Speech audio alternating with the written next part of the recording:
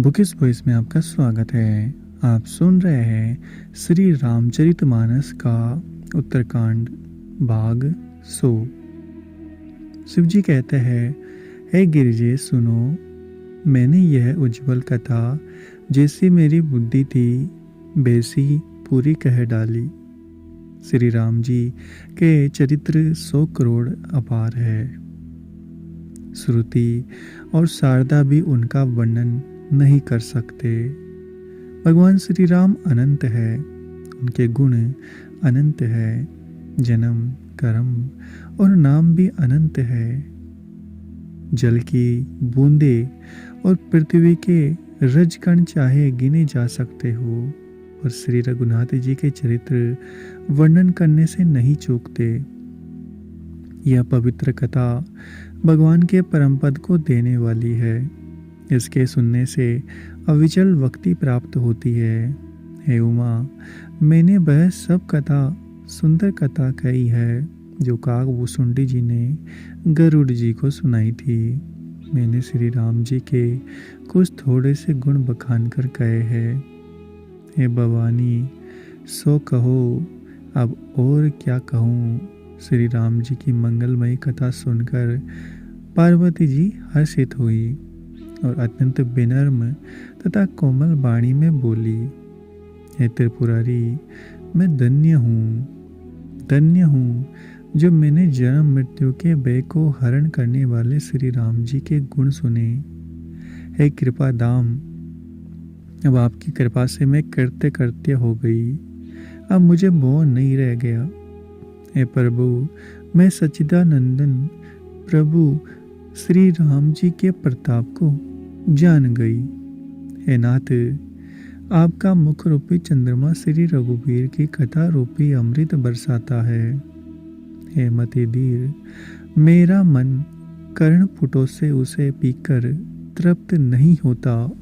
श्री राम जी के चरित्र सुनते सुनते जो तृप्त हो जाते हैं, बस कर देते हैं, उन्होंने तो उसका विशेष रस जाना ही नहीं। जो जीवन मुक्त महामुनि हैं, वे भी भगवान के गुण निरंतर सुनते रहते हैं।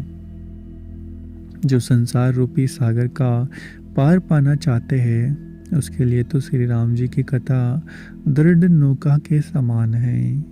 श्री हरि के गुण समूह तो विषयी लोगों के लिए भी कानों को सुख देने वाले और मन को आनंद देने वाले हैं। जगत में कान वाला ऐसा कौन है जिसे श्री रघुनाथ जी के चरित्र ना सुहाते हो।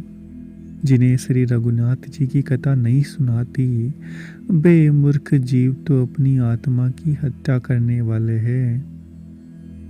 हे नाथ, आपने श्री रामचरितमानस का गान किया, उसे सुनकर मैंने अपार सुख पाया। आपने जो यह कहा कि यह सुंदर कथा काकभूषुंडी जी ने गरुड़ जी से कही थी, सो कोए का शरीर पाकर भी काकभूषुंडी जी वैराग्य, ज्ञान और विज्ञान में दृढ़ है। उनका श्री राम जी के चरणों में अत्यंत प्रेम है और उन्हें श्री रघुनाथ जी की भक्ति भी प्राप्त है। इस बात का मुझे परम संदेह हो रहा है। हे त्रिपुरारी, सुनिए, हजारों मनुष्यों में कोई एक धर्म के व्रत का धारण करने वाला होता है। करोड़ों धर्मात्माओं में कोई एक विषय से विमुख और वैराग्य परायण होता है। श्रुति कहते हैं कि करोड़ों विरक्तों में कोई एक ही सम्यक ज्ञान को प्राप्त करता है और करोड़ों ज्ञानियों में कोई एक ही जीवन मुक्त होता है। जगत में कोई विरला ही ऐसा होगा। हजारों जीवन मुक्तों में भी सब सुखों के खान ब्रह्म में लीन विज्ञानवान पुरुष और भी दुर्लभ है। धर्मात्मा, वैराग्यवान, ज्ञानी, जीवन मुक्त और ब्रह्मलीन, इन सब में भी है देवादिदेव महादेव जी। वह प्राणी अत्यंत दुर्लभ है जो मद और माया से रहित होकर श्री राम जी की भक्ति के परायण हो। हे विश्वनाथ, ऐसी दुर्लभ हरि भक्ति को कौवा कैसे पा गया, मुझे समझाकर कहिए। हे नाथ, कहिए, ऐसे श्री राम परायण ज्ञान नीरत गुणधाम और धीर बुद्धि वसुंडी जी ने कौए का शरीर किस कारण पाया? हे कृपालु, बताइए उस कौए का प्रभु का यह पवित्र और सुंदर चरित्र कहाँ पाया?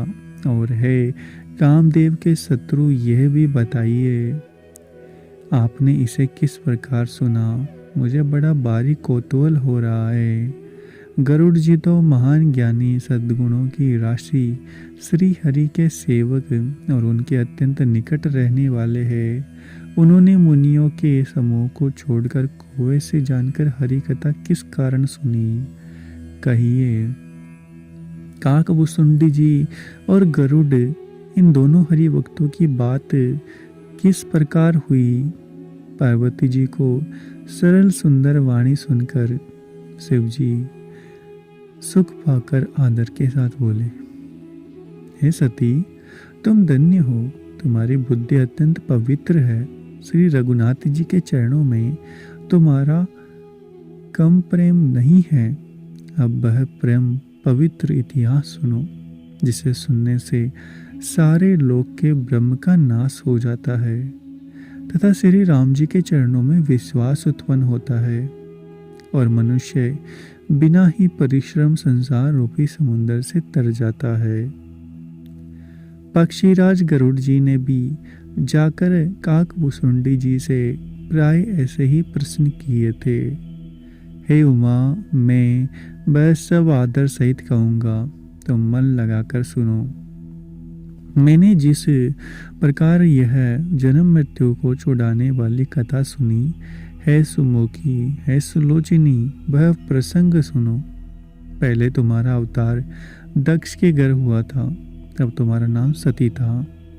दक्ष के यज्ञ में तुम्हारा अपमान हुआ, तब तुमने अत्यंत क्रोध के कारण प्राण त्याग दिए थे।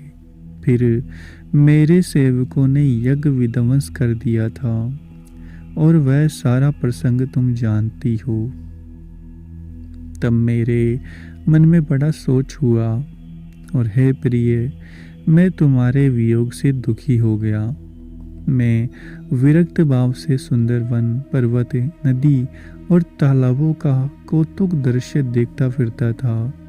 सुमेरु पर्वत की उत्तर दिशा में और भी दूर एक बहुत ही सुंदर नील पर्वत है। उसके सुंदर सुवर्णमय शिखर है। उनमें से 4 सुंदर शिखर मेरे मन को बहुत ही अच्छे लगे। उन शिखरों में एक एक पर बरगद, पीपल, पाकर और आम का एक एक विशाल वृक्ष है। पर्वत के ऊपर एक सुंदर तालाब शोभित है, जिसकी मणियों की सीढ़ियां देखकर मन मोहित हो जाता है। उसका जल शीतल, निर्मल और मीठा है। उसमें रंग बिरंगे बहुत से कमल खिले हुए हैं। हंसगण मधुर स्वर से बोल रहे हैं और बोरे सुंदर गुजार कर रहे हैं।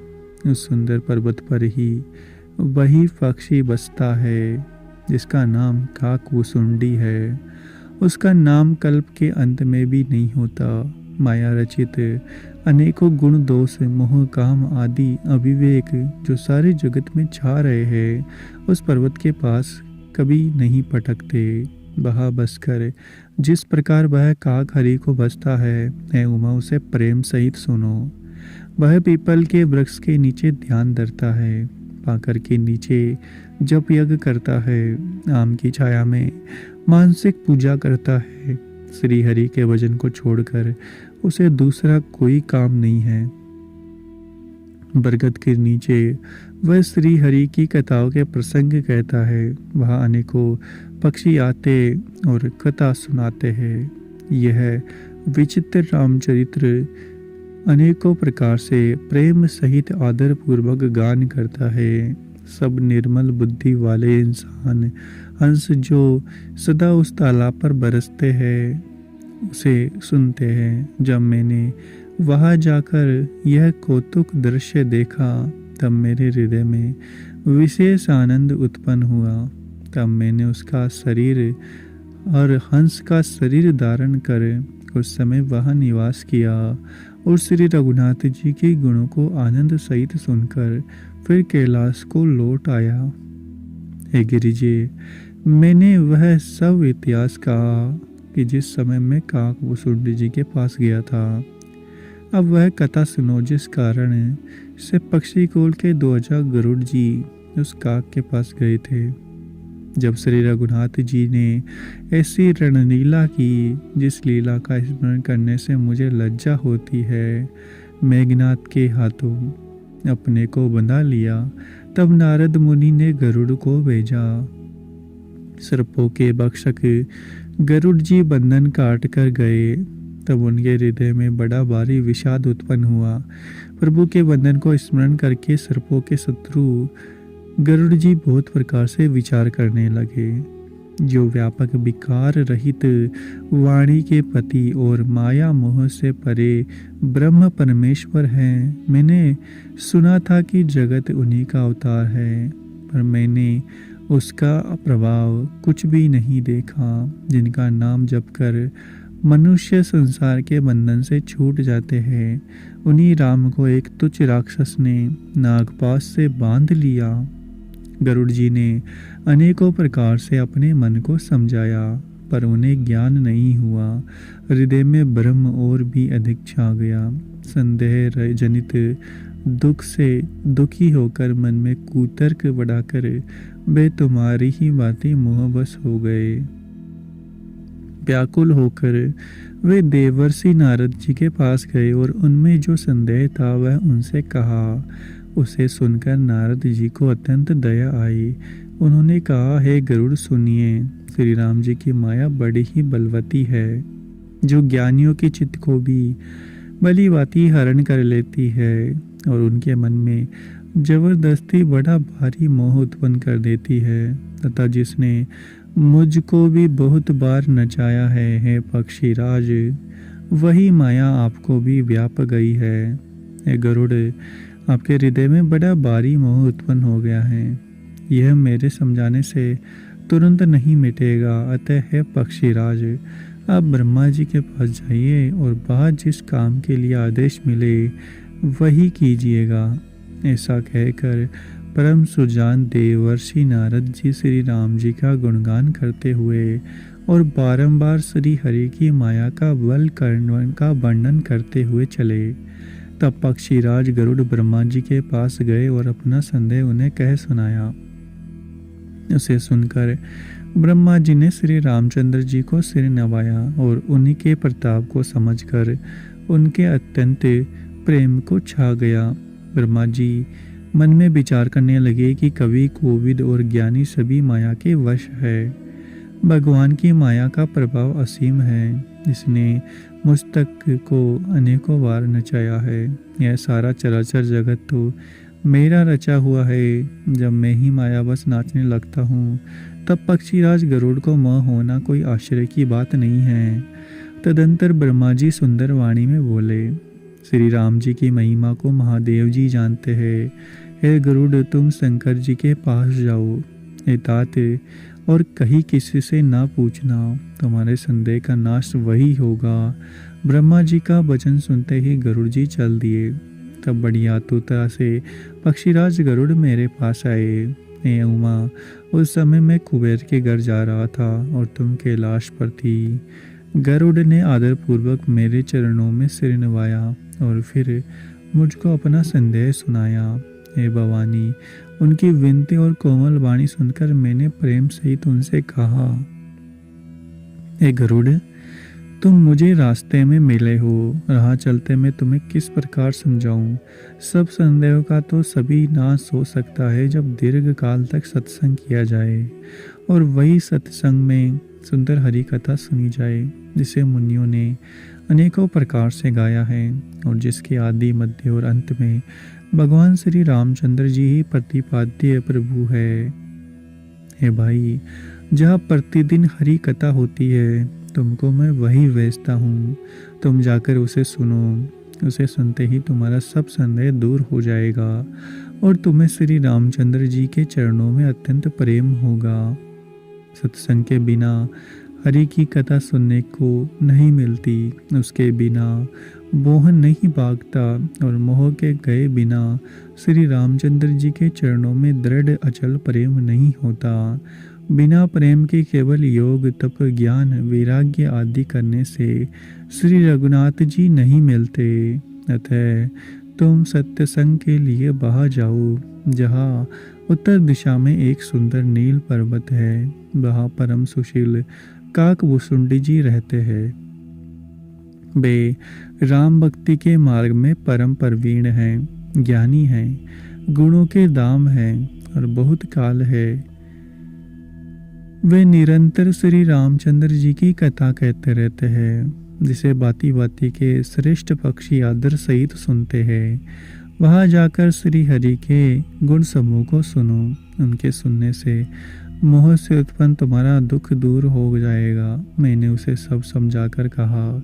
तब वह मेरे चरणों में सिर नवाकर हर्षित होकर चला गया। हे उमा, मैंने उसको इसलिए नहीं समझाया कि मैं श्री रघुनाथ जी की कृपा से उसका वेद पा गया था। उसने कभी अभिमान किया होगा, जिसको कृपा निदान श्री राम जी नष्ट करना चाहते हैं। फिर कुछ इस कारण भी मैंने उसको अपने पास नहीं रखा कि पक्षी पक्षी की ही बोली समझते हैं। हे भवानी, प्रभु की माया बलवती है। ऐसा कौन ज्ञानी है जिसे वह मोह ना ले, जो ज्ञानियों में और भक्तों में शिरोमणि है एवं त्रिभुवन पति भगवान के वाहन है। और उन गरुड़ को भी माया ने मोह लिया। फिर भी नीच मनुष्य मूर्खता बस घमंड किया करते हैं।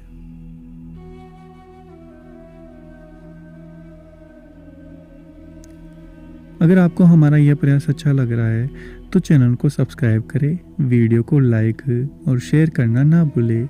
मिलते हैं आपसे अगले एपिसोड में।